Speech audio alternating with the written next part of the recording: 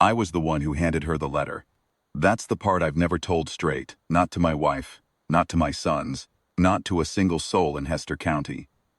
Callum Hess left it on the kitchen table before first light, waited under the salt cellar so it wouldn't blow when he opened the door. He'd saddled his roan and gone before the fire was even cold.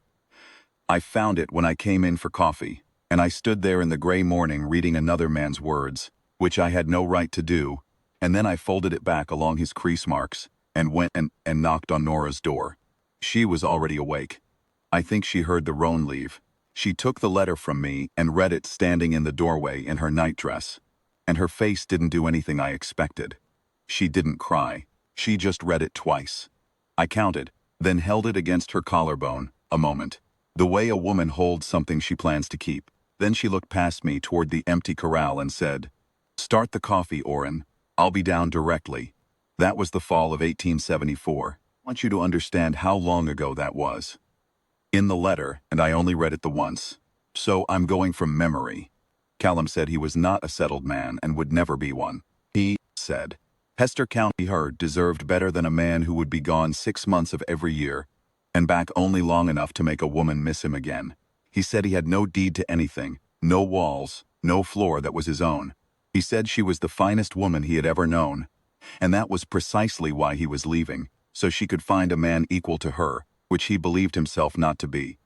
He said, "Don't wait." He said it twice. He said, "Don't wait and don't waste the years."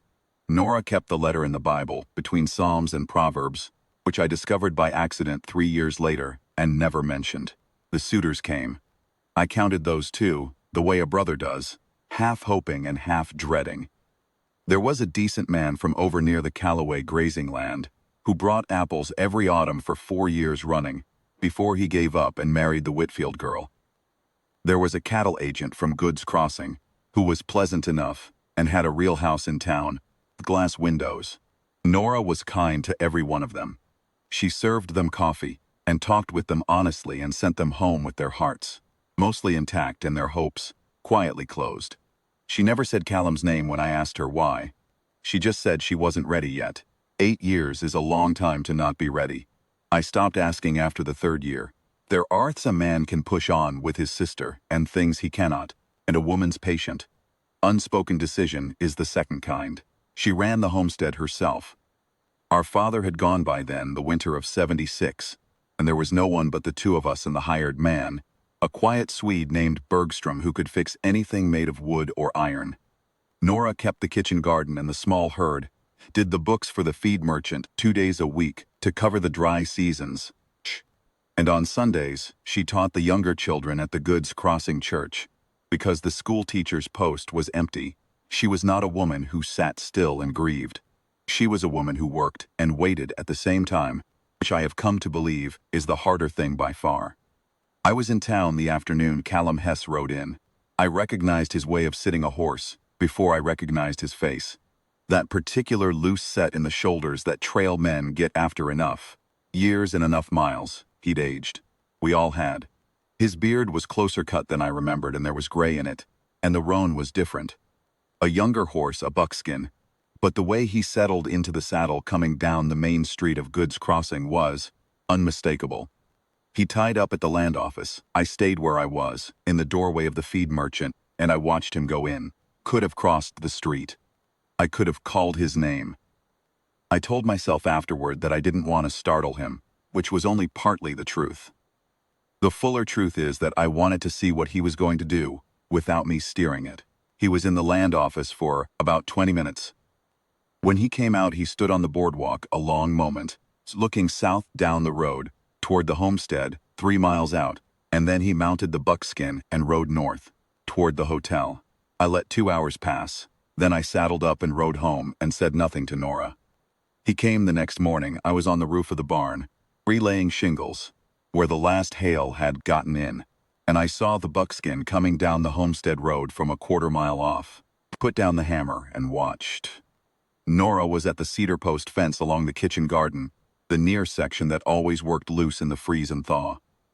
She had her back to the road, setting a post with a mallet, hair pinned up and her work apron on, not a woman performing anything, Just a woman doing what needed doing on a Tuesday morning in October. She had no idea he was coming. I could see that. He pulled up at the gate. I don't know what he said first. I was too far up and too far away to hear. I saw her shoulders go still, the mallet stop offing mid-swing, and then she turned around. She didn't run to him. I want to say that clearly, because it matters. Nora Pratt was not a woman who ran anywhere. She turned around and she looked at him for a long moment, and then she set the mallet down against the post, deliberate. And she walked to the gate at the same pace she walked everywhere. He got down, off the buckskin. They stood at the gate with the fence between them at first, and even from the barn roof I could see the way he was holding himself. Stiff through the back, braced for something, the way a man braces when he expects to be told to go. His hat was in his hands. He'd taken it off before he even said a word, told me everything about the state of him. I came down off the roof. I'm not ashamed of it. A man has limits on what he can watch from a distance when it's his sister. When I got close enough to hear, Callum was talking. He was saying he had come to sign over his parcel. The 12 acres he still held in the county. Father's old east pasture that he'd bought off the estate 6 years ago, which I had not known, and Nora apparently had not either, 'cause she was looking at him with an expression I hadn't seen on her face in 8 years. He said he reckoned it ought to be hers anyway. He said he was riding north, up into the territories, and he wouldn't be coming back around this way. He was saying all of this to the fence post, more or less not quite able to hold her eyes. Nora let him finish. Then she said, "You bought Papa's east pasture." He said he had. She said, "And kept it." He said, "Yes." She said, "6 years." He said, "Yes," again, quieter. And Nora reached over the gate and took his hat out of his hands. Just lifted it away from him clean, which is a thing only a woman with rights over a man does, and hung it on the near fence post. Then she opened the gate. She said, "Callum Hess, coffee is on, and the post can wait. Come inside." He stood there another moment, that braced for something stillness still in him, like a man who doesn't fully trust good news. She said, "I'm not asking twice." He came inside, found a good reason to check on the Swedes' work in the south pasture, and stayed gone a respectable while.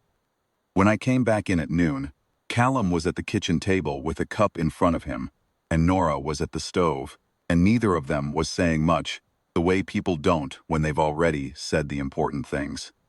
His hat was on the peg by the door, next to mine, which is where it had hung the winter before he left. He stayed for supper. He stayed through the week, helping Bergstrom with the barn roof and the fence sections, and a section of stone wall along the creek that needed relaying. At the end of the week he rode to Goods Crossing and sent a wire north to wherever he'd had obligations, and when he rode back, he turned the buckskin into our pasture and pulled the saddle himself. He and Nora married the following spring, in the Goods Crossing church where she'd been teaching Sunday school to other people's children for 4 years. I was best man. I figured I'd earned it. At the reception, somebody asked Nora how long she'd been in love with Callum Hess. She thought about it with that straightforward way she had. Not performing modesty, actually thinking. She said, "Since about the 3rd week after he left." That's when I understood why I was still looking down the road. Callum heard her say it from across the room. I watched the thing that happened to his face when he did. That particular undoing in a man's jaw, and eyes that he would never in 100 years have called crying, but which was the closest word for it. He crossed the room, he took her hand, and that's the story I never told. A man rode away from the finest woman in Hester County telling her not to wait, and she waited anyway, not pining, not idle, but by simply living her whole life in the place she'd always planned to share with him, tending the fence and keeping the coffee on, patient as the land itself, certain in some unargued way that the road runs in both directions. He left her a letter saying goodbye forever. What he found waiting at the fence when he finally came back broke him open in the best way a man can be broken.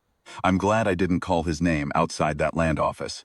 Some things a man needs to find on his own.